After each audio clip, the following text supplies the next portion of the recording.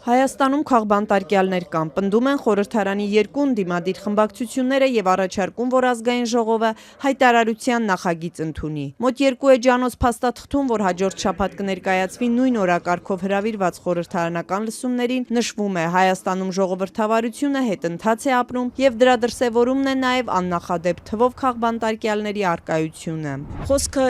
սահմանափակ թվով անձանց իրավունքների պաշտպանության մասին չէ։ Խոսքը խոշոր հաշվով Հայաստանում ժողովրդավարության եւ խոսքի ազատության պաշտպանության մասին է, որովհետեւ այսպես պիտի լինի, որքան շատանում են խոսքի ազատության պատճառով կալանավորումները, հետապնդումները, այնքան մոտենում է մեզնից յուրաքանչյուրի հերթ։ Նախագիծը հեղինակած Հայաստան խմբակցության падգամավորի պնդմամբ ճաղերի հետևում գտնվող մի շարք հասարակական քաղաքական գործիչներ ԵԽԽՎ սահմանած բանաձևով քաղբանտարկյալներ են։ Շրջանառության մեջ դրված հայտարարության նախագծում մոտ 13 տարի առաջ ընդունված այդ բանաձևով սահմանված չափանիշներին են հղումանում ընդդիմադիրները եւ պնդում Հայաստանում կան քաղբանտարկյալներ։ Այդ չափանիշներից մեկով անձը քաղբանտարկյալ է, եթե նրան ազատությունից զրկել են բացառապես քաղաքական դրդապատճառով, այլ անձանց հետ համեմատած խտրականորեն եւ ակնհայտ անարդար ընթացակարգերով։ Հիմա Հայաստանում կալանքի տակ գտնվող կամ դատաքննության փուլում գտնվող դերևս վճիռը չկայացրած դեպքերում մենք ճիշտ այդպիսի դեպքեր ունենք։ Մենք ունենք դեպք, երբ որ անձը օրինակ Փաստաբան Կոչուբաևը կլինի կամ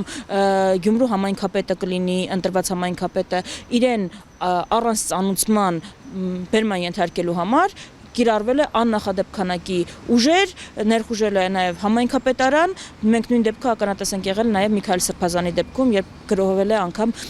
վեհարանը։ Որ հոդվածով են դառնում։ Խուլիգանության երկրորդ։ խուլիգանության երկրորդ։ Ընդդիմադիր падգամավորը հիշեցնում է նաև անցած շաբաթ տեղի ունեցած մեկ այլ դեպք, երբ վաղ առավոտյան դիմակավորված ազգային անվտանգության ծառայության աշխատակիցները մտան իշխանականներին քննադատող Իմնեմնիմի փոդքասթի հաղորդավարներ Նարեկ Սամսոնյանի եւ Վազգեն Սաղաթելյանի բնակարաններ եւ ձերբակալեցին նրանց։ Ընդդիմադիր փոդքասթերներին կալանավորել են 2 ամսով, նրանք մեղադրվում են խուլիգանության համար։ Իշխող ուժի ներկայացուցիչները, օրինակ Արտուր Հովհաննիսյանը, Ալեն Սիմոնյանը, Նիկոլ Փաշինյանը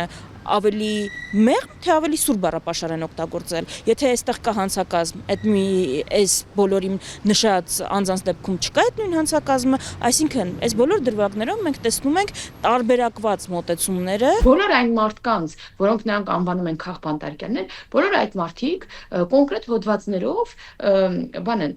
հարցաքննվում են կամ կալանավորված են կամ դատական process-ով են անցնում, ինչպես կարելի է մարդուն, որ օրինակ, քաղբանտարկյալ են անվանում Գյումրու քաղաքապետ Վարդան Ղուկասյանին։ Այդ մարդու դեպքում կա դատական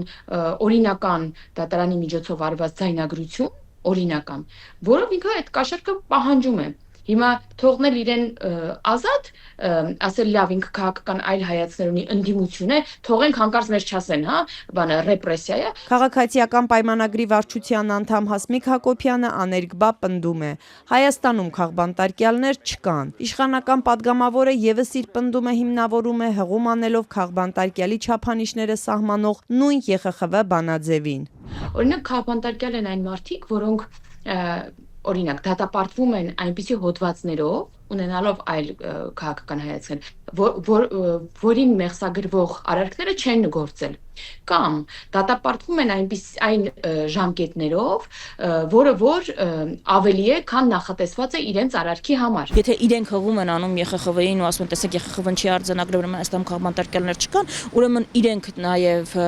սուտ էին խոսում, որ 2018-ից առաջ եղել են քաղբանտարկյալներ, եղել են մարդու իրավունքների խախտումներ, եղել է ազատ խոսքի սահմանափակում։ Մենք ասում ենք, որ խնդիրներ եղել են եւ եղել են դրվագներ, որոնք իսկապես խնդրահարույց են եղել եւ դրանք պետք էր հաղթահարել, լուծել եւ գնալ ավելի առաջ եւ բացառել դրանց կրկնությունը։ Ընդդիմադիր Քրիստինե Վարդանյանը նկատում է ԿՊԱ-ականներին ու նրանց աջակիցներին մեղադրանք չի առաջադրվել իրենց հայոյախառն ու վիրավորական արտահայտությունների համար։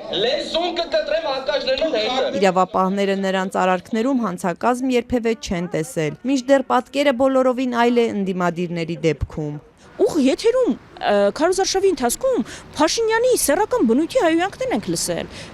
դա Փաշինյանին չի վերաբերվում, եթե այդպես է, եթե հավասարություն կա եւ եթե խտրական վերաբերմունք չի ընդդիմադիրների նկատմամբ, թող ինչպես Նարեկ Սամսոնյանին եւ Վազգեն Սաղաթելյանին բերման են ենթարկել, այնպես է Փաշինյանին բերման ենթարկեն, մենք բոլորս համոզվենք, որ կա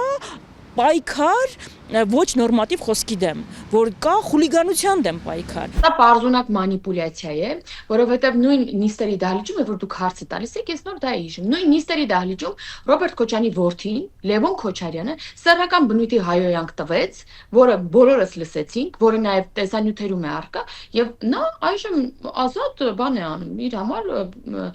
իր կյանքն է վայելում։ Հայտարարության նախագծով ընդդիմադիր խմբակցությունները պահանջում են դադարեցնել քաղաքական հետապնդումները, ակնկալելով նաև գնահատականներ Հայաստանում հավատարմագրված դիվանագիտական ներկայացուցչություններից։ Պատգամավոր Քրիստինե Վարդանյանի կարծիքով նախկին իշխանությունների օրոք մարդու իրավունքների խախտումների մասին բարձրաձայնող կառույցները այժմ լուռ են։ Նախագիծը խորհրդարանական լսումներից հետո կքննարկվի նաև խորհրդարանի իրավասու հանձնաժողովում, բայց մինչ այդ արդեն իշխանական Հասմիկ Հակոբյանը հայտարարեց քաղաքացիական պայմանագիրը դեմ է քվեարկելու։ Առանց ՔՊ-ի աջակցության նախագիծը լիագումար նիստի օրակարգ չի մտնի։